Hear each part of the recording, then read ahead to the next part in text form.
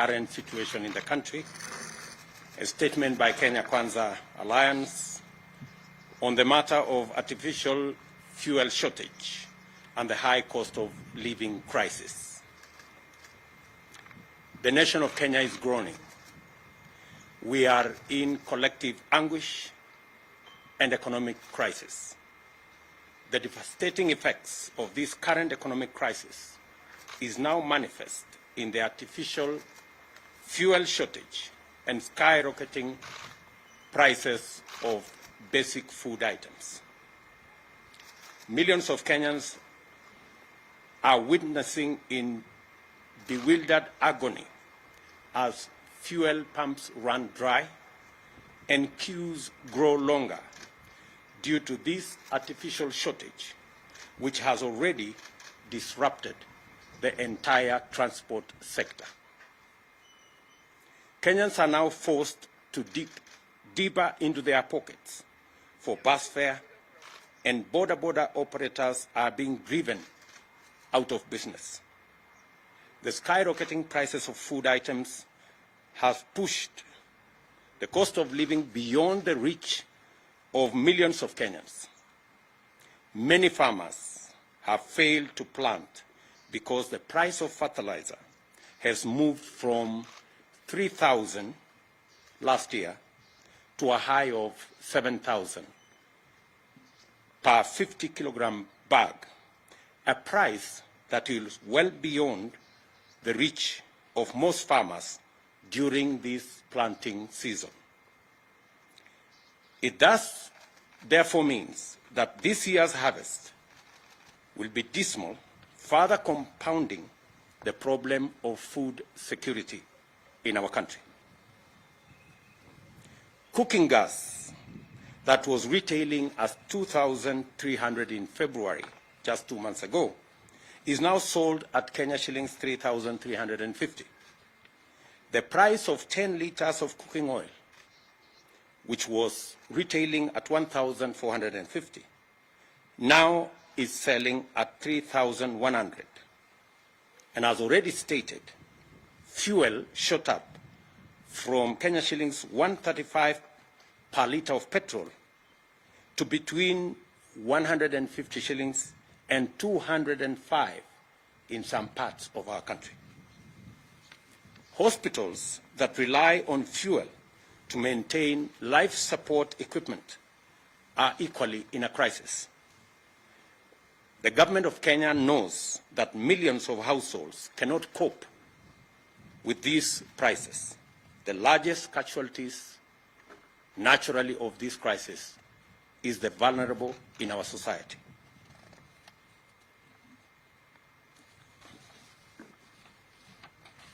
In the midst of the people's loud cries of agony, the silence of concerned government ministries is deafening, and their inaction is snowballing into a national catastrophe. Kenyans are calling on the National Treasury and the Ministries of Energy, Petroleum and Agriculture to address, among other issues, the following. Noting that there exists a consumer protection mechanism to cushion Kenyans from adverse fluctuation in fuel prices, this mechanism is financed by the taxpayer at the pump through the Fuel Levy Fund. We ask, where is the 39 billion shillings Petroleum Development Levy Fund meant for the fuel subsidy program as this crisis deepens? The Auditor General has already raised questions on the irregular and illegal diversion of these consumer protection funds to state agencies and unnamed private entities. She has also decried abuse on the petroleum import system in favor of some preferred and politically connected oil marketers deliberately depriving Kenyans of the subsidy mechanism. Can the Treasury also confirm or deny that the diversion of funds has been used in debt servicing and infrastructure development without the approval of the National Assembly? Can the Ministry of Energy and Petroleum list the import quotas that have been allocated to oil marketers over the last 1 year, and which are these oil marketers by name? The Petroleum Products, that is Tax and Levies Amendment Bill of 2021, whose passage has been frustrated in Parliament, should be processed, and all the roadblocks and back and forth between the different departments of government be removed, so that this bill can be passed as a matter of national emergency. For the record, this bill seeks to reduce the huge levies on petroleum products.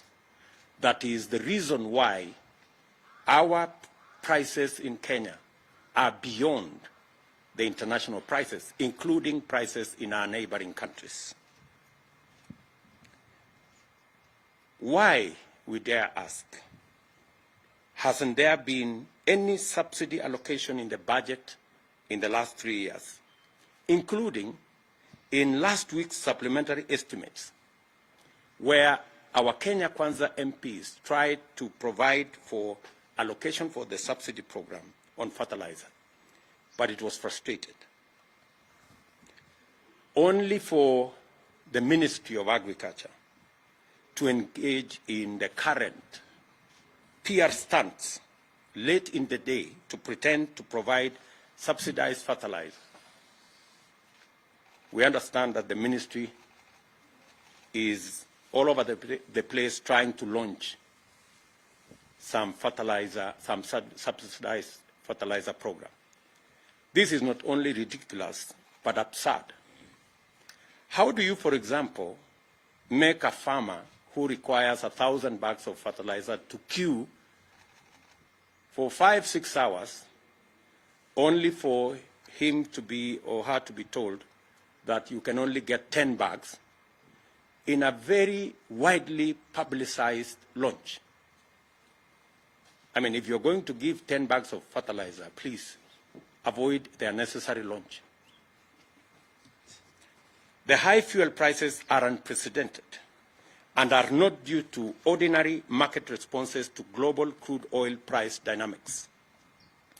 Our problem is cruder and more local. This is the result of collusion between monopolistic cartels and economic saboteurs on one hand, and oblivious, reckless, insensitive, and incompetent public officials on the other. Insatiable greed and corruption is driving us over the cliff. The current state of affairs is a clear manifestation of the vestiges of the conflict of interest and state capture that is now pervasive in all sectors of our economy. Kenyans, in their entirety, want an end to the issue of conflict of interest and state capture. The casual and insensitive attitude to the plight of tens of millions of struggling Kenyans is a disturbing development that has emboldened cartels, which have taken over critical economic sectors and are now moving in top gear to capture the state. That is why the benefits, powers, advantages, privileges, and other interests of these barons and cartels take priority over the plight of 50 million Kenyans. This is also why, in the midst of this distressing crisis, the loudest messages from public officials, including ministers, are centered around BBI reggae, and Azimio jingle bells and whistles. These turn deafness, greed, and callous indifference must stop. We therefore call on the National Treasury to account for all diversions of funds out of Petroleum Development Fund and to restore the fuel subsidy mechanism without delay. The Treasury must rise to its constitutional accountability and live up to the Public Finance Management Act. Failure to do the right thing will convert the National Treasury into a cog in state capture and corruption that will destroy our country.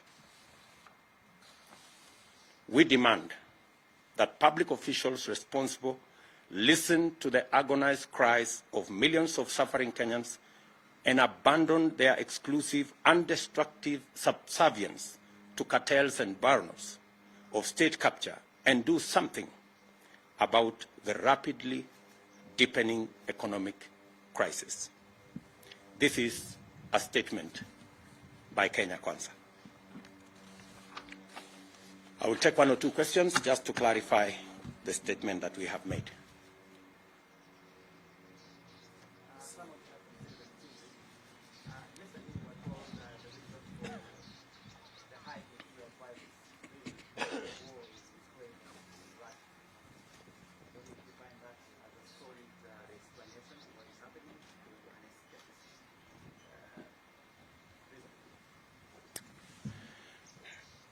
The people telling us about Ukraine and Russia are also telling us that there is no shortage of fuel. They are also trying to blame oil marketers. So they are even conflicted in the reasons why we have an artificial crisis in the country. From their own statement, they are not sure of what to say. Is it because of the war in Ukraine, or is it because of the crisis with our oil marketers? Which is which? And that goes to tell you that this crisis is orchestrated, and it is as a result of the cartels and barons who have taken over, using conflict of interest and state capture in our economy. I mean, a straight answer would be, how come that fuel in Uganda is cheaper than fuel in Kenya? So, and yet the fuel being sold in Uganda goes through Kenya. That tells you that that kind of explanation is escapist and has no basis whatsoever. We should address ourselves to the crisis that is there in the country and the monopolies that have taken our fuel and economic sector captive. Yes, my friend.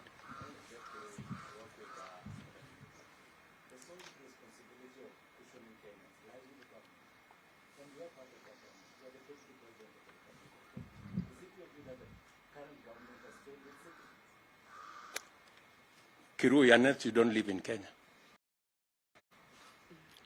I mean, honestly. You know as much as I do the situation in Kenya. You know that what was government is now like the opposition, and what was the opposition is now behaving like it is government. It is that confusion that has visited on the people of Kenya an accountability problem, because there are no more clear lines between the people in the opposition and the people in government, because greedy people who are supposed to be discharging their responsibility on the other side of government, because of greed, decided to come and become cartels and barons in government. So The responsibility we are discharging here is because we believe in the citizenship of our republic. This is somebody else's responsibility, but we are forced to do it because we have the interests of the nation at heart, and we want the right thing to happen in Kenya. We would have chosen to keep quiet, but the crisis in Kenya cannot allow us to keep quiet. Yes. So the President has signed a supplementary appropriation bill out of the 34.4 billion to be released to oil market. Does this address your fears? You know, we are locking the stable when the horse has already bolted. We will see what will happen, because this should have been addressed before we got ourselves into the crisis that we are currently in, before the long queues and before the suffering that the country is going through. As a result of the fuel crisis, we have serious price fluctuations in all basic food items, because to a great extent they are dependent on the price of fuel. So as we go around this, just you may want to know that that supplementary estimate was brought just last week. You know, the fuel crisis has been long in coming, and you actually don't need the supplementary estimate to be able to deal with this. There was already money in the Petroleum Development Fund. Where did that money go? As I have told you, the Auditor General has raised queries of the diversion of that money into illegally and unconstitutionally and irregularly into areas that shouldn't have been the function of money meant for fuel subsidy. So the question still begs, what happened to the Petroleum Development Levy Fund? Why was the money diverted in the first place? Why was it diverted to state agencies? Why was it diverted to private entities? By the time the Auditor General is raising questions, it tells you there are millions of questions on matters to do with conflict of interest, corruption, and possibly what we have always said, state capture. Are we done? Good. Thank you very much.